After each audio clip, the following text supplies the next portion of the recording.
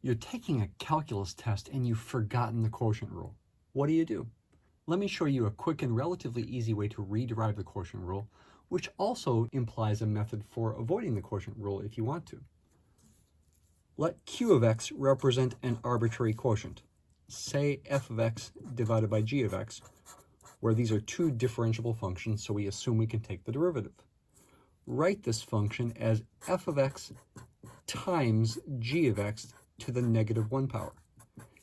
Now you can use the product rule along with the chain rule to differentiate this.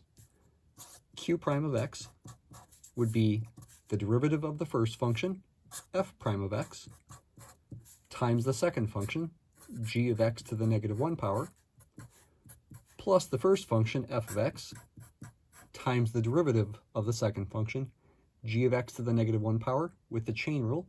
Its derivative would be negative 1 times g of x to the negative 2 power, times the derivative of g of x, g prime of x. That is the answer, but we can also simplify this to write it in the usual form of the quotient rule. We can rewrite these things as fractions, f prime of x divided by g of x, minus, there's where the minus sign comes from, f of x times g prime of x,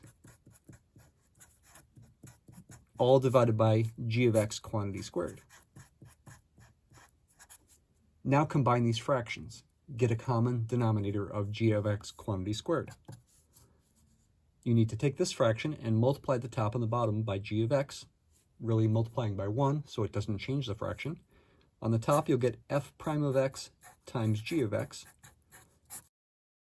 and on the bottom you'll get g of x quantity squared. Subtract this fraction,